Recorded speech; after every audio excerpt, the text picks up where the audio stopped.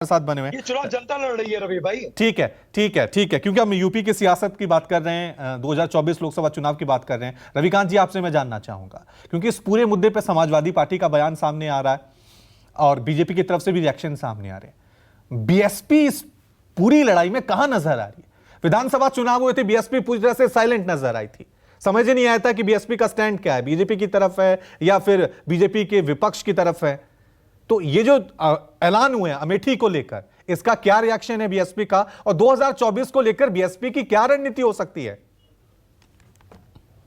रवि जी, मैं बीएसपी का कोई प्रवक्ता नहीं हूँ और हाँ, मेरे मुझे पास मालूम है, मैं बस कोई जानकारी नहीं है कि बीएसपी क्या करेगी। लेकिन मायावती अभी भी निष्क्रिय स्थिति में है, दिखती हैं। ट्विटर पर जरूर वो कुछ कमेंट करती हैं और कल या परसों उन्होंने एक बड़ा महत्वपूर्ण कमेंट किया कि नरेंद्र मोदी के आर्थिक सलाहकार परिषद के एक सज्जन ने जिस तरह से संविधान को बदलने की बात कही और ये भी कहा कि ये संविधान औपनिवेशिक दासता का प्रतीक है, तो ये सीधे बाबा साहब डॉक्टर अंबेडकर पर हमला था, उनका अपमान था।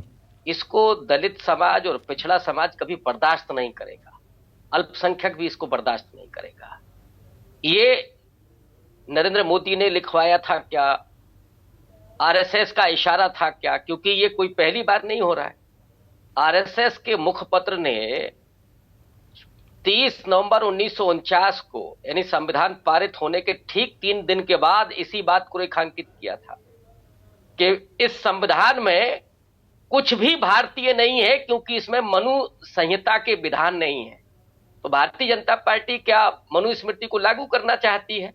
राखी राठौड़ जी बताएंगे। और उसमें स्त्रियों की क्या दशा होगी ये भी बखूबी वो जानती होंगी। ये बीएसपी का अपना मायावती का स्टैंड है और ये स्टैंड इस देश के बहुसंख्यक तबके का है, जो दलित, पिछड़ा, अल्पसंख्यक, आदिवासी, महिलाएं। वो क्या ये चाहेंगे कि नरेंद्र मोदी इस तरह के तानाशाह हो जाए कि देश में संविधान बदल दें? ये हिम्मत है क्या उनमें? और अगर हिम्मत है तो वो कह करके दिखाइए। टेस्टिंग क्यों कर रहे हैं? मोहन भागवत क्यों नहीं कहते हैं इस बात को कि हम संविधान बदलने जा रहे हैं? इस देश का दलित, पिछड़ा, वंचित तबका ये सुनने के लिए बेकरार है कि आइए देखते हैं कि होता है क्या। अगर हिम्मत है तो बोलिए ना। ये इस तरह की जो ओछी राजनीति और जो मानसिकता है ना, हिंदू राष्ट्र बनाने का जो ख्वाब है, वो मुझे लगता है कि बहुत गंदा है। और इसीलिए बाबा साहब डॉक्टर अंबेडकर ने कहा था कि हिंदू समाज समानता और न्याय को नहीं पसंद करता है, वो असमानता पर आधारित है।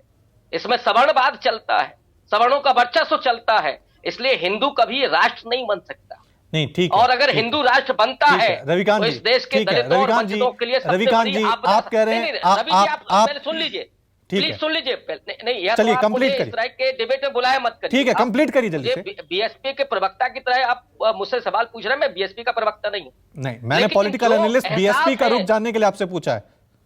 नहीं, डेफिनेटली। और अब आपने मुझे इंगित कर दिया है तो मैं दलित होकर के बात कर रहा हूं फिर। ठीक है कि अगर ये करने की हिम्मत है तो आप बोलिए ना। मैं तो चुनौती देता हूं नरेंद्र मोदी और मोहन भागवत को कि वो कहे कि हम संविधान बदलने जा रहे हैं, वो हिंदू राष्ट्र घोषित करेंगे, तो समझ में भी आ जाएगा सड़क पर जब उतरेगा दलित और वंचित तबका। इसलिए इस तरह की ओछी राजनीति और ये जो मानसिकता है ना, इसको निकाल करके ठीक है। अब मेरा काउंटर सवाल ले लीजिए। देश का बहुसंख्यक ठीक है रविकांत जी, अब मेरा काउंटर सवाल जल्दी से ले लीजिए। आपने कहा कि आप प्रवक्ता के तौर पे नहीं बोल रहे हैं, एक दलित के तौर पे बोल रहे हैं, आपने इस तरह से कहा है।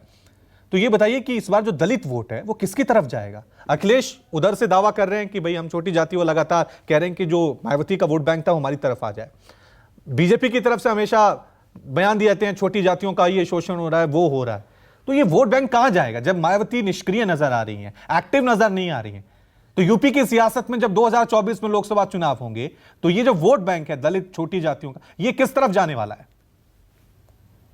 रवि जी, मैं आपसे बहुत निवेदन करूंगा कि शब्द थोड़ा सा, हाँ, पिछड़ी जाति, ठीक है, जाति थोड़ा अच्छा नहीं लगता। और आप तो वरिष्ठ पत्रकार ठीक है, हो गया। होंगे।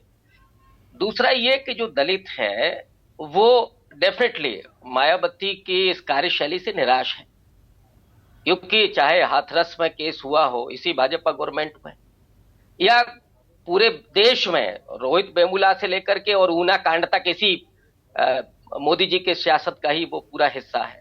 और यही स्मृति जी हैं जिनकी बात हो रही है रोहित बोमुला के केस पर, जिस तरह से वो चीख चिल्ला रही थी और मायावती का उन्होंने अपमान किया था पार्लियामेंट में।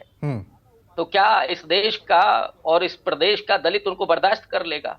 रही बात वोट बैंक की, वो छल और कपट की राजनीति के जरिए जाटा और नॉन जाटाओं में उत्तर प्रदेश के दलित को विभाजित किया और बीजेपी ने उन दलितों का वोट हासिल किया, इसमें भी कोई दो राय नहीं। लेकिन उन्हीं दलितों पर हमला किया, उनको पेशाब पिलाई गई, वो दूल्हा घोड़े पर नहीं चढ़ सकता। ठीक है, मेरा सवाल यह था तो कि जाएगा किस तरफ? दलित अब बीजेपी को वोट करेगा? ठीक है, ठीक है, ठीक है, ठीक है रविकांत जी, ठीक है। समय हमें इतनी इजाजत देता है बहरहाल चर्चा के लिए।